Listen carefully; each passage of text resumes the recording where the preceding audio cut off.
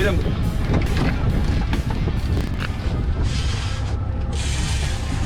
Right there.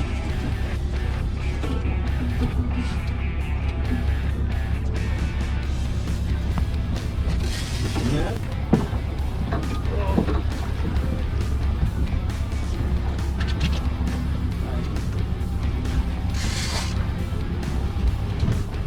Next comes in on I get it, we'll just reach for the lead. Okay? Reach the lead? Yeah. Pull line off the reel and reach for the lead.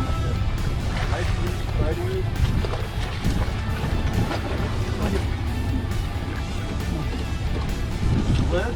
On board. There you go. I'm on board. There we go. Welcome.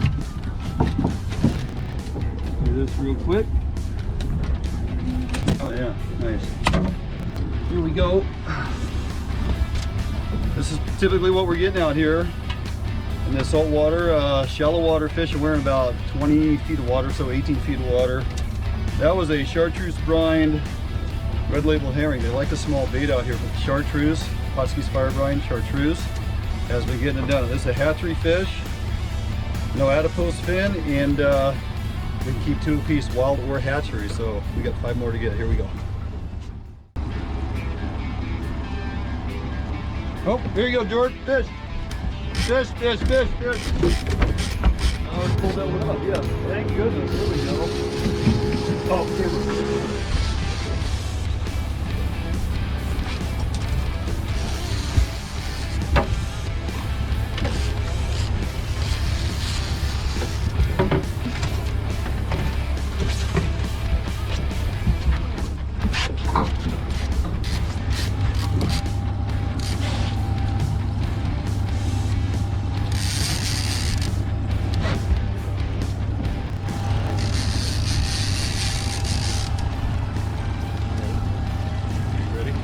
Yep.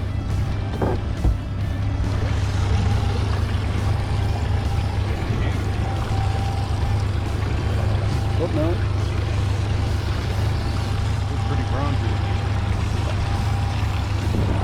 Yep. Oh, off he goes. That was a nice Chinookie. It happens once in a while out here. We're gonna hook a Chinook. Can't keep them. The fact that it comes on pin, nothing wrong with that. Hey guys, Duane Angling Fish on Northwest, and we're out here on marine waters. We are fishing just not too far outside of Westport in some shallow water conditions, a little murky water. It's a great coastal bay fishery that we've been taking advantage of. So today, out here doing it again, running bait, running fire-brined, chartreuse, red label herring, and running fire-brine natural with just a little bit of blue to it with some Atlas Mike's anise oil anchovie, and both baits are working. So 3 of us on board today. We're running 3 rods, 2 out the side with the chartreuse fire-brine herring, and this back rod with our 360 Brad's Revolutionary flasher, pretty much running the anchovie on that. We've been bit on all 3. We've put some fish in the box already. Now we're going to show you how the rest of the day unfolds.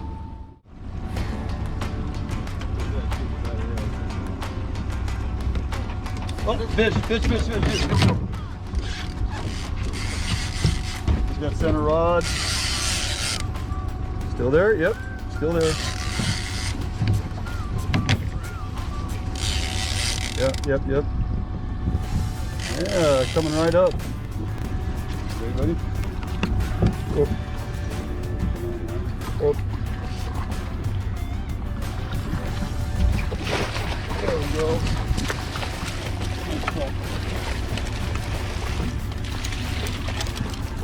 Here, big dog, just like that. Set the lead there. Another hatchet fish. Right there. Right in the chompa. Go another hatchery fish. This is a nice little buck. This one's got just a little hue of color to it, Brian. Most of these are dimers out here, and a lot of the bigger bucks are starting to come in too. We're getting some 12, 13 pounders, but you know what? Any fish out here in the shallow marine water is gonna work. So we'll throw him in the bag.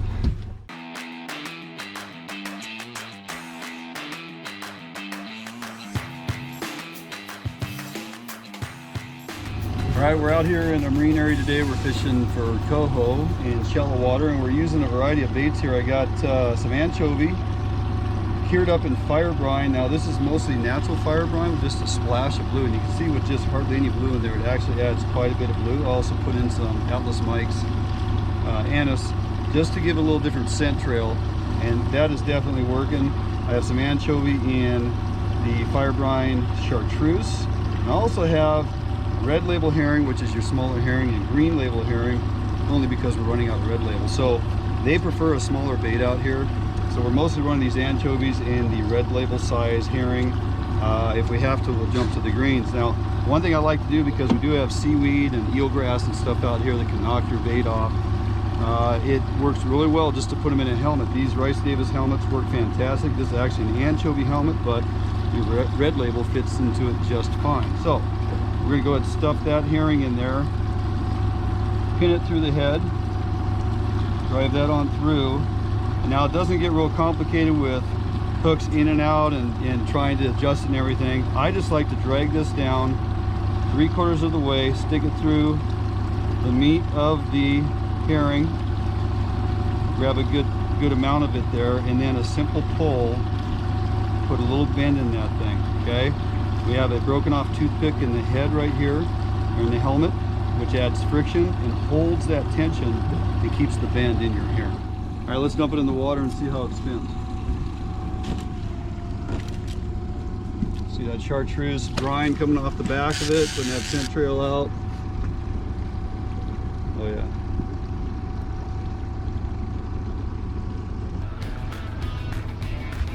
Oh, fish, back rod, Brian. Whoop, he's there. Again, keeping good with that. Look at this side.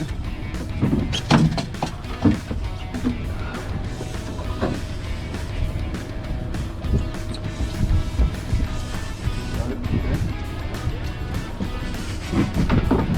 Oh, nice fish.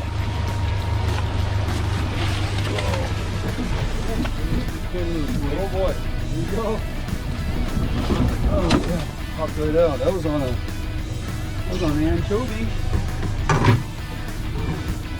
On the screen, that was a wild fish, a little bigger size. Bigger hen. There we go. Now that's a wild fish. Got that adipose fin intact.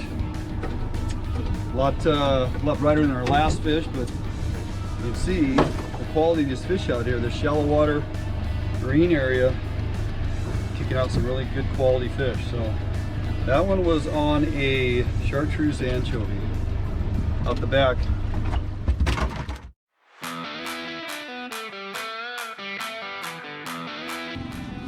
Okay guys, real quick, just kind of the rigging of the day, what we've been using out here and finding success.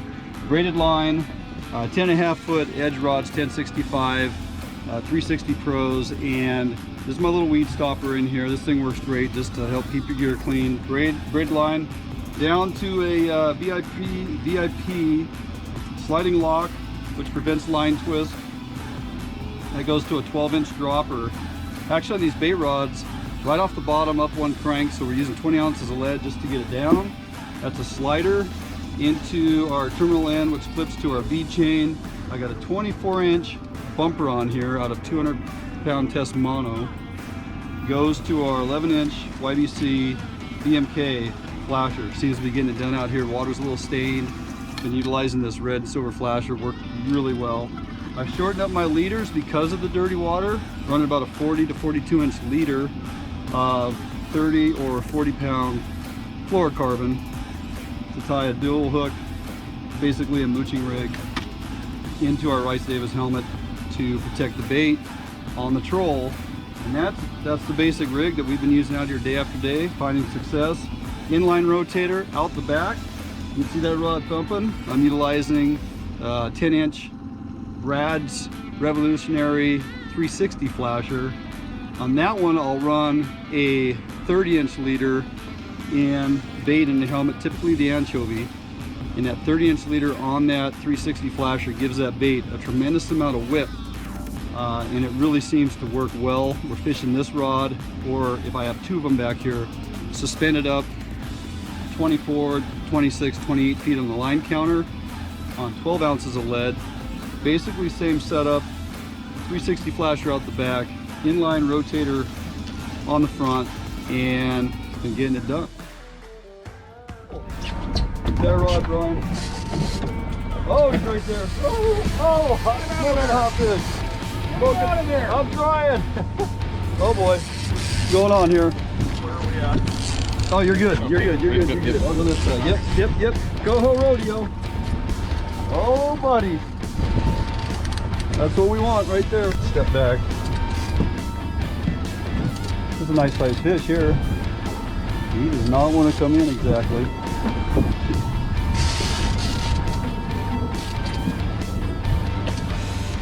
There we go. Another nice spot. Ooh, there we are. Hold on. Oh yeah. I'm getting the little colored up bucks today, but look at that guy. He's a donkey. Okay. There you go. This is what this fishery can offer, man. Look at the quality on that coho. Wild fish, we can keep him out here. I think he's got the chartreuse fire-brine on the side of his body. He hammered that herring. That's why we use that chartreuse out here. A little bit of dirty water, but I'm telling you, man, the UV and quality of chartreuse and how much it shows up down there on the bottom is amazing. Quality fish for sure.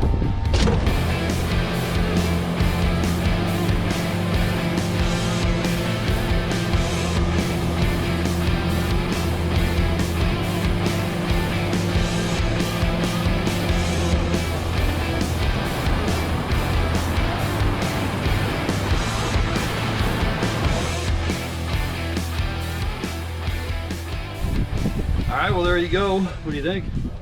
That was a great day on some really beautiful fish that are in great condition. Yep. These salt fish are hard to beat. Another successful day out here in the shallow saltwater, as I refer to it. You know, we're just not too far outside of Westport here, and fishing's been fantastic. All right, that's going to do it for us out here on the water today. We'll see you back in the studio right after this.